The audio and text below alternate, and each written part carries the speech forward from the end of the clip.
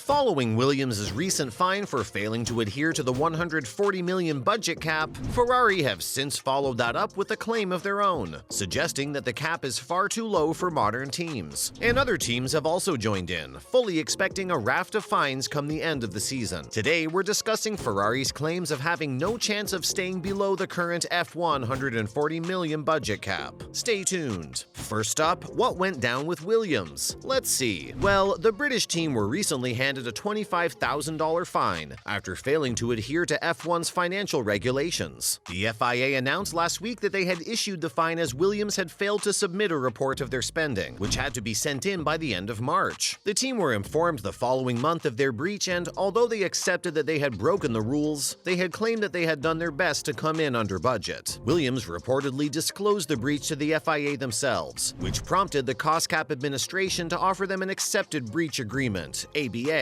They also cooperated with authorities to reach a remedy for the breach, which reportedly went some way to smoothing things over. The team then promised to pay a fine of $25,000 by the end of May, whilst also bearing the costs incurred by the Cost Cap Administration. Williams reportedly met all the conditions involved, but other teams are now worried that they'll face the same fate. Do you think $140 million is enough? So what did Ferrari have to say? As you might imagine, a budget of $140 million in this day and age is considered pretty low by those involved. With the various Formula One teams, and given the fact that the world is going through massive inflation, as well as increased freight costs and supply chain problems, that figure seems even more ridiculous. And recently, Christian Horner of Red Bull suggested that some teams might have to pull out of the races to not risk a breach, as otherwise they would come in way over budget. There have been a few suggestions that F1 and the FIA have been locked in discussions recently to try to come to some sort of solution. However, some lesser teams are reportedly eager to keep the rules as they are. Ferrari team principal Mattia Binotto is not one of these, however. He has suggested that if the rules remain the same, the Italian giants would have no choice but to break the rules. But if teams come within 5% of the limit, there allegedly wouldn't be a penalty. That scenario would constitute a minor breach, which actually could result in lost points or even suspension from events, amongst other things. Meaning that at the moment, teams really don't know whether coming in over budget will ultimately affect their positions. And Binotto said, "I think that there will be no way for us to stay below, so I'm pretty sure at some stage we'll go over." Oh dear. What do you make of this? What else did Binotto say to them? Stay tuned to find out. Well, of course, he didn't sound happy with the situation, as it will have a bigger impact on the bigger teams. And he went on to reveal that Ferrari currently have no idea what their penalty will be should they exceed the 5% threshold on top of the cap. He said, "I don't think there's any way for us and for many teams to stay within, and even laying off people, I don't think that's the right choice. It's already summertime, and the benefit is not sufficient to cope with the excessive prices and cost. So what will be the implications?" Binotto went on to say that ultimately, the cap will bring about more discussion on whether or not the financial regulations are working or not, which will put everything back into discussion. And Ferrari are not the only ones who are worried. Red Bull also seemed to have a problem staying under the $140 million limit, with Christian Horner suggesting that every major team will probably go over. Again, he questions what the punishment is for a minor breach, which suggests that the sport's governing body needs to address the issue sooner rather than later, as teams have no idea what's going to happen if they go over by a significant amount. Horner added that the sport needs clarity, and clarity quickly, and obviously he's right. There's nothing worse than being in a state of limbo, and this needs sorting out ASAP. Next up, Ferrari have been handed a warning by Toto Wolff. Mercedes principal Toto Wolff has suggested that if Ferrari keep on dropping the ball, then Mercedes' British duo of Lewis Hamilton and George Russell would be there to pick up the pieces and capitalize on any mistakes. There's no doubt that this season the Ferrari is the quicker car, but with a driver like Hamilton, 7-time champion, anything is possible. The two teams are currently separated by less than 40 points, which is nothing in the Constructors' Championship, and if results go their way, Mercedes could easily find themselves above Ferrari after the Canadian GP. However, the Italians will still believe they can reel in Red Bull, but Wolff has warned them that if they miss a step, Mercedes are ready to move in. He said, "When your car is not super competitive with the front guys, it's about maximizing those points. It's important to consolidate and make sure you are no worse than third." He went on to claim that his team are there if they drop the ball, but Mercedes reportedly have a few issues to address themselves. Lewis Hamilton walked away from his car with back issues, but he has confirmed he will race in Canada after going through his most painful race in Azerbaijan. However, their car seems to be pretty solid this year, but but Wolff has issued a warning that the car could still stop at any time. It will be interesting to see how Mercedes perform in Canada this weekend. Give us your predictions below. And now, Binotto has been discussing his car's performance this season. Stay tuned. Having suffered the pain of a double retirement last time out at Baku, Ferrari will have to go back to the drawing board this week. Charles Leclerc, of course, suffered a worrying engine failure, whilst his partner Carlos Sainz went through a hydraulic problem. And this will worry Ferrari after Leclerc also suffered a power unit issue in Barcelona recently. But Binotto was in a bullish mood when discussing the perceived problems. Claiming he wasn't surprised by the car's reliability problems, he said, "I'm not surprised and certainly concerned, and somehow disappointed, because I think it's something that we need to try to fix, and we haven't yet. But I cannot blame the team because I know the effort they've put in to address their performance from the past. I know it's a long journey, and we didn't get enthusiastic at the start of the season." Binotto also explained that if the team can stay united and work hard, they'll be able to complete the job and hit their goals, saying, "I would rather prefer to have good performance and try to fix reliability rather than vice versa." He also said Ferrari's big worry is that they don't have a solution to the power unit problems they've been suffering lately, conceding that it's a concern because they don't have an answer at the moment. However, you would think that with the amount of money in the team, they would be able to figure this out. What do you guys make of Binotto's assessment? And finally, some news from Ferrari's road car division. Given the fact that the world is moving more and more towards electric vehicles, Ferrari have recently announced that they will finally be making a concerted move in the same direction. The Italians are reportedly going to expand their production capabilities at Maranello, dedicating a new line to production of EVs. It's also been suggested that the company is looking into the idea of adding facilities for a new battery R&D center during their planned expansion. Ferrari CEO Benedetto Vigna is set to announce plans in the near future, which will give us a better idea of their planned expansion into the EV market and their plans for the next 4 years. The company's been slow on the uptake where the EV market is concerned due to only really dealing in high-performance supercars. The fact that many people still see Ferraris as a status symbol suggests they won't struggle selling their vehicles to the super rich. But finally, they've outlined their plans to bring an EV to market. Of course, their first model is still years away, but this is definitely good news for the market as well as Ferrari's organizational structure. The company recently filed a patent for a chassis that could accommodate hybrid and electric vehicles, signaling a big change in the company's future. As usual, thanks for dropping in today, and remember to swing by again next time for some more fun and games. And why not do us a solid by liking and sharing today's video with any F1 heads you know of, whilst also subscribing to our channel so as not to miss out on more great bits and pieces going forward. Ciao!